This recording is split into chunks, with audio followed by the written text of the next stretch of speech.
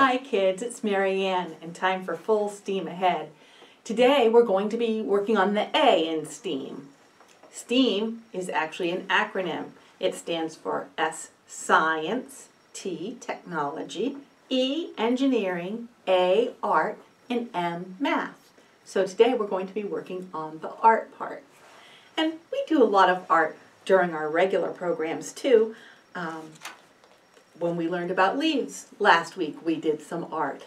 But today we're actually going to talk about a famous artist. His name was Vincent Van Gogh. And he created a new way of painting that became very exciting for the people in the painting world and changed the way artists produced art. Let's start with where he was born. He was born over in Europe in a country called Holland, way back in 1853. 1853? That's around Abraham Lincoln's time. So you can tell that was a long time ago. There were no TVs, there was no computers. I don't know if there was even telephones yet. Oh, wow, long time ago. He was the oldest of 6 children. Imagine being a big brother to 6. Oh. He had a favorite brother though. His brother Theo. He and Theo were very, very close, and Theo became a very, very important person in his life. He didn't do well in school. Vincent van Gogh had a very hard time learning and paying attention in class. He also had a hard time making friends. They would find out years later that he had a mental illness that made it very hard for him to do these things. He dropped out of high school at 16, and he went to work for his uncle at an art gallery. So he wasn't an artist yet. He hadn't even started drawing or painting.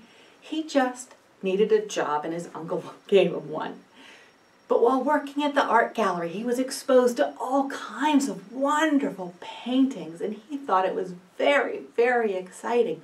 So he started to draw and paint just little bits here and there, just like you or I would. He missed his brother Theo very much at this time. He got a promotion and he had to move to London, and it was far away. And again, they weren't calling each other on the phone. They couldn't Zoom or FaceTime with each other. So they wrote letters, hundreds and hundreds of letters to each other. And Vincent would draw what he saw outside his window and on the street in the margins of the letters that he sent to his brother Theo. Right around then, he fell in love. Yes, Vincent fell in love. Unfortunately, she didn't like him back, and that made him really sad. And being sad on top of already having a mental illness was just too much. He stopped showing up for work. He got into lots of fights. Eventually he got fired. He still wasn't even considering being a painter yet. He worked as a teacher. He got fired. He went to work in a bookstore. He got fired. He even tried to be a preacher, and he got fired. He went back home, back to Holland, and he started to paint, to really take it seriously and paint. He remembered all the things he'd seen in the art gallery, and he tried to copy the way that they painted. This painting is called The Potato Eaters. He decided he should paint something he cares about, so he went to his neighbor's house, and he sat with them a few nights, and he watched them eat. Back then, paintings were done with very dark colors, and people tried to make things look as real as they could in paintings. Again, there's no photographs yet, so they really could only show people what something looked like by painting exactly what it looked like. And that's what he did. And they call it the Potato Eaters because that's what this poor family was eating. And nobody really liked this painting, although Vincent was proud of it.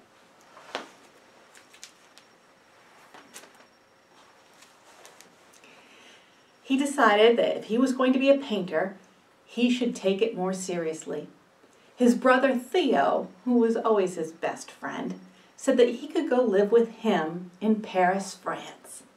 So Vincent moved to Paris, France, and Theo took care of him. He made sure he had food to eat, made sure he slept, tried to get him to have friends. He would introduce him to his friends and say, "This is my brother Vincent." But Vincent still had a really hard time getting along with other people, and he was a bit of a slob around the house. And Theo and he finally decided it wasn't good for them to live together. Theo still wanted to take care of him though, so he helped his brother Vincent move to the south end of France. And there, everything changed for Vincent. He saw beautiful paintings by artists who were now using bright colors, and he decided he could paint with bright colors too. So he started doing paintings of what he saw outside. Landscapes, haystacks, lots of pretty things like that. In fact, Vincent only liked to paint things that he could see. He didn't paint from his imagination. He didn't say, "I imagine a unicorn," and paint it. He didn't say, "I imagine what an orange tree might look like," and paint it. He painted things that were right in front of him, which is why he ended up painting a lot of these. This is called a self-portrait.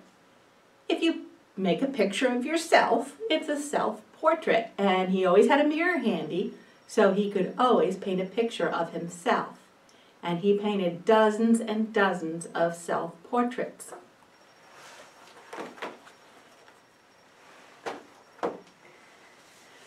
People thought that Vincent was a little bit weird. First of all, they were used to paintings, again, looking exactly like what the person was trying to paint a picture of. And Vincent wasn't doing that.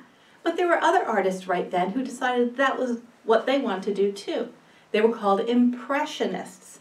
And they painted things instead of looking exactly like they look. They painted how what they were looking at made them feel, how they imagined it could be. One of the reasons they thought Vincent was a little bit odd is, like I said, he wanted to paint what was right in front of him. So if he was painting a beautiful hayfield or a riverbank, he would stay outside all day in the hot, hot sun and paint. But when it was night, he still wouldn't go inside. He would put candles in the brim of his hat and stay outside even longer. The villagers didn't know what to make of that kind of behavior.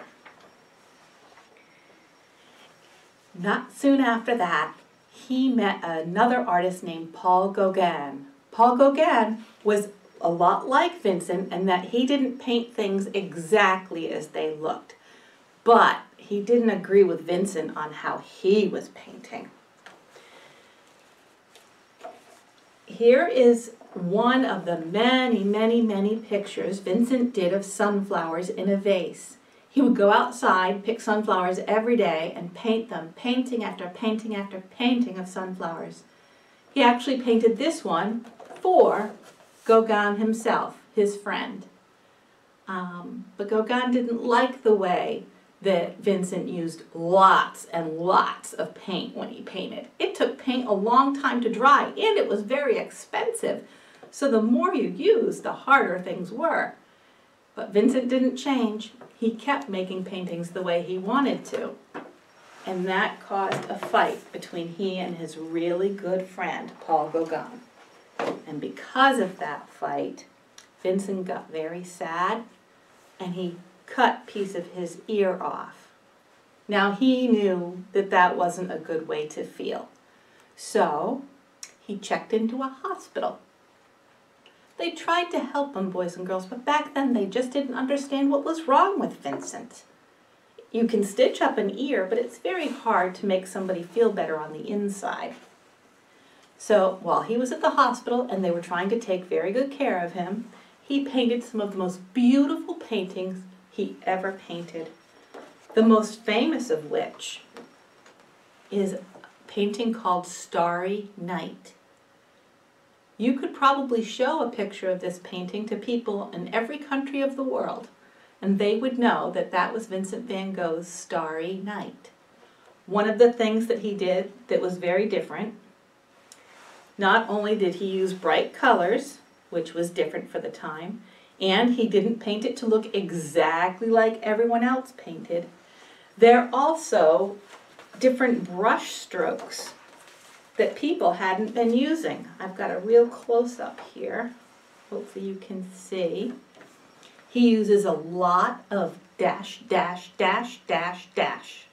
Each little stroke can be seen. He didn't blend them to all look like one colored in color. Like when you're coloring and you make a nice, even shade, he wasn't doing that. He was making definite brush strokes with bright colors and lots of paint.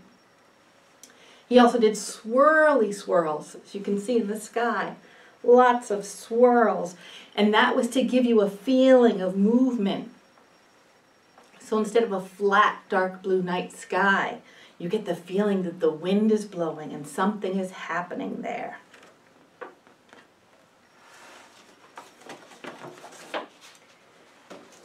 Theo never stopped taking care of his brother Vincent. So Theo came to the hospital to help him. He finally decided to take Vincent home with him. And he and his friend, this nice man right here, Dr. Gauguin, that's a painting Vincent did, one of his last paintings. This man helped watch over Vincent. Vincent would forget to eat. He would forget to buy food. He'd be so excited about painting. Sometimes Theo had to pull him in and make him eat something and make him rest. This is one of the last paintings he did because unfortunately, just a few years after he had started painting, Vincent took his own life. So we'll never know what wonderful things he could have done. But he left us with marvelous, marvelous paintings that are done in bright colors and in a different way than anyone had ever done them before. Poor Vincent, he never sold any of his paintings. He never knew that he would become a world-famous painter. But today, his paintings are considered priceless. That means you couldn't even go to the museum and hand them $1 million, $2 million, and say, I want to buy that painting. They'd say, nope, they're not for sale. They're for everybody to enjoy. Now, I want to show you a way that we can paint in a style like Vincent Van Gogh. So you have your packet, and why don't we look what's in the packet?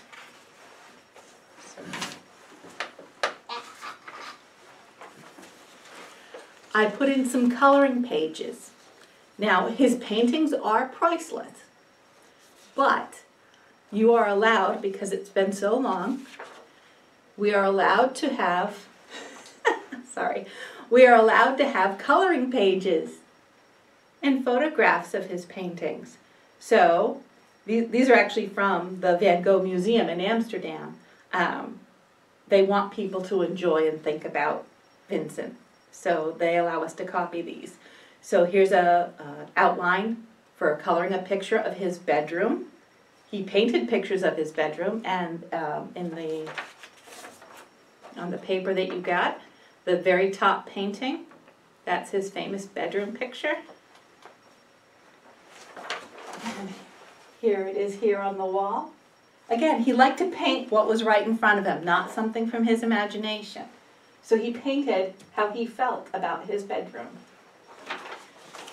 So we can either color these in, or we can paint on them, or you could even use them to just practice those strokes, the strokes like he did.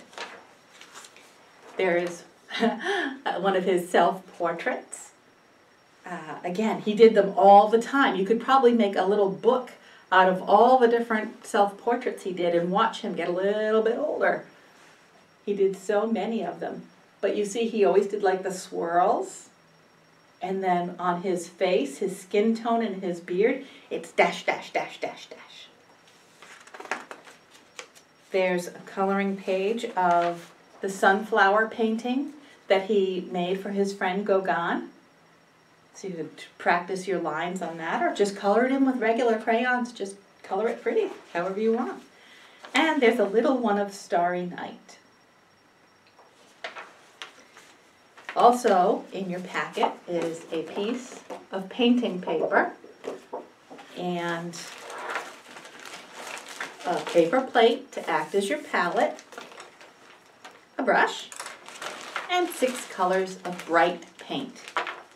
Now, if we wanted to do it the old way that he painted, I would put in all browns and blacks and dark greens, but we're not. We're going to celebrate Vincent Van Gogh by painting in bright, happy colors. Now, I've made one. I just took a simple idea.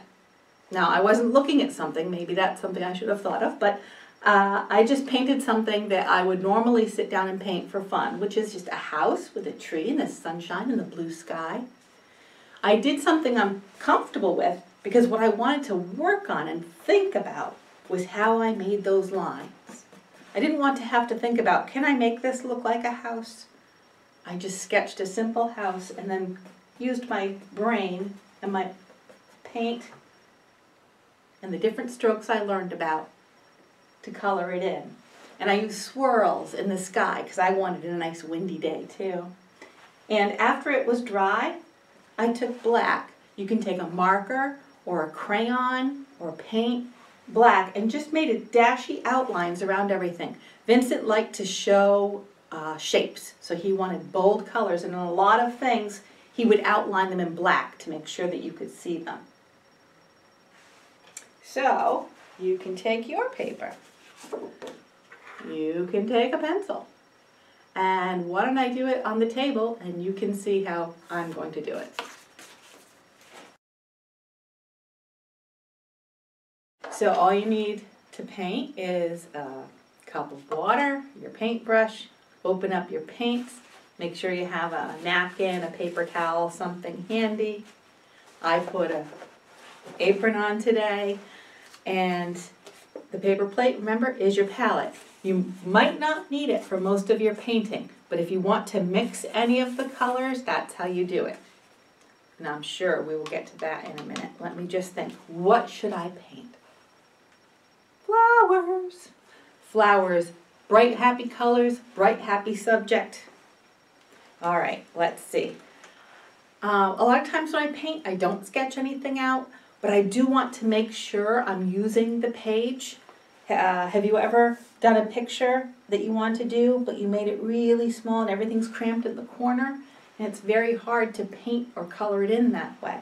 So instead, I'm just going to make a brief sketch of it. That way I know I'm going to use all my space. So let's see. How about if they're in a vase? Okay, so I just make a vase. Easy peasy lemon squeezy. Now, flowers. I'm not going to make every stalk because I'm just going to be painting over it with paint if I do. But how about if I just give myself an idea where the flowers are going to go? Just a quick little idea. Doesn't have to be exact. And one more here. Okay, now I know that I'm going to be using the whole page. I can get the paint out. Now normally, if I was painting the way I'm used to painting, I would fill in every bit with color and smooth it out.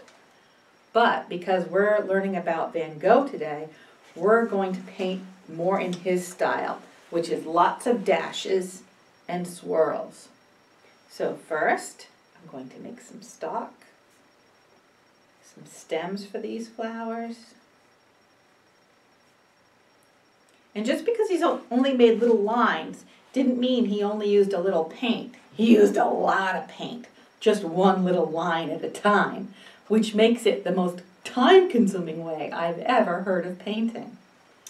So let's see if I just do some dashes.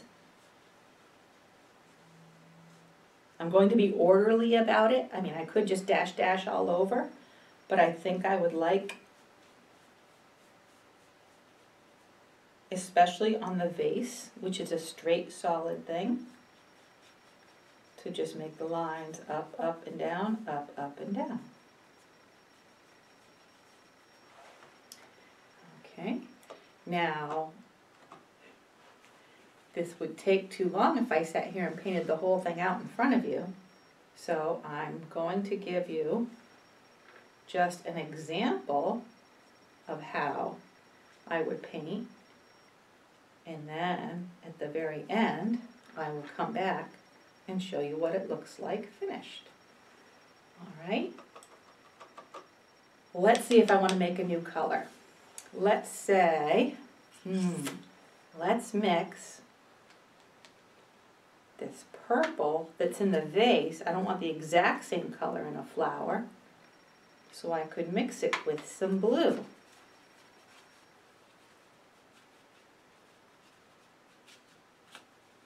Oh, that makes more of a lavender color. Okay, so again, on my vase I'm using the straight dashes. On my flowers I'm going to use the round swirls. So whatever it is you're wanting to paint, think about which things in your painting are hard and straight that you might use little tiny dashes on, and which things might be swirly. We're going to come back in a little bit. I'll show you the picture and we'll talk about what we're doing next week.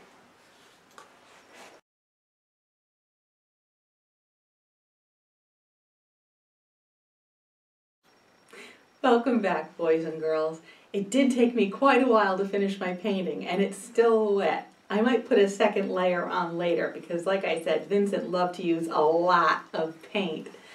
But I made some dashes and some swirls instead of filling it in smoothly like I usually would. So I made a vase of flowers a la Van Gogh. Now next week is going to be on the 26th. That's right before a certain holiday. So what we're going to do in STEAM is some fun candy experiments. So I'll be sending you the packets with candy in them. That candy is not for eating, it's for science. Well, you might sneak one or two, but really the candy should be saved for science. And remember, collect boxes if you can. Any boxes that come into the house, instead of putting them in the recycle bin, hold on to them, because November 30th we're going to be doing a fun thing all about boxes. And the more boxes you have, the more creations you can make. Thank you for sharing with me today our little time, and I hope you enjoyed learning about Van Gogh, and I'll see you next week.